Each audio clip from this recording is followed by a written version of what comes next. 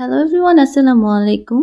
যারা আমার চ্যানেলে অনেকবার প্রশ্ন করেছেন যে কোন ক্রিম ইউজ করা যাবে, কোন ক্রিম ভালো হবে, কোন ক্রিমের সাইড ইফেক্ট হবে না, এমন একটা ক্রিম দেখান যেটা ফর্সাও করবে কিন্তু সাইড ইফেক্ট হবে না।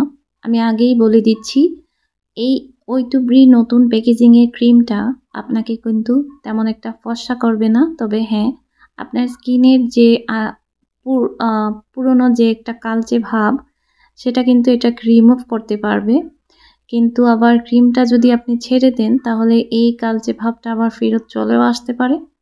এবং হ্যাঁ, এটার কোনো ক্ষতিকারক উপাদান নেই যেমন আগের ক্রিমে ছিল। এবং এর প্যাকেজিংটা হচ্ছে 13 গ্রামের একটা প্যাকেজিংয়ে আসে। আর এর ক্রিমের কনসিস্টেন্সিও অনেক ভালো এবং এই ক্রিমের বর্তমান যে কোয়ালিটি সেটা কিন্তু আগের মতো না। আগের যে ওইটুব্রি ক্রিম ছিল সেটা মানুষের ত্বকে অনেক ধরনের ক্ষতি করেছে। এটা আগের ক্রিমটা অ্যাকনে রিমুভ করেছে, পিম্পল রিমুভ করেছে, কিন্তু পরবর্তীতে এটা ইউজ করা স্টপ করে দিলে স্কিনে অনেক ধরনের ক্ষতি হয়েছে।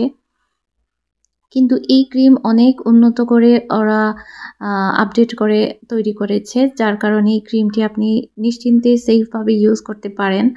এই ক্রিমে কোনো ধরনের সাইড ইফেক্ট হবে না ইনশাল্লাহ।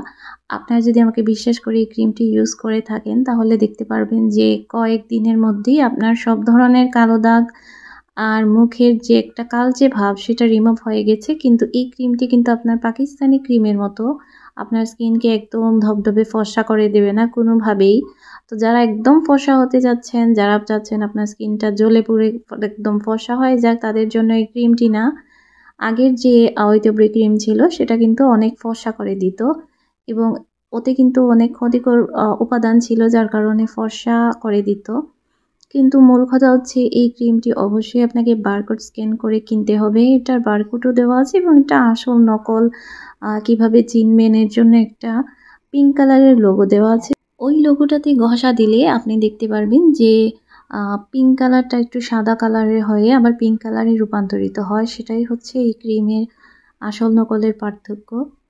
আর অবশ্যই ক্রিমের ডেট দেখে কিনবেন এবং এই ক্রিমটি কিন্তু BSDA অনুমোদিত এবং ক্রিমে লেখা আছে যে কোনো ধরনের বা যে কোনো কেমিক্যাল ইউজ করা হয় নাই।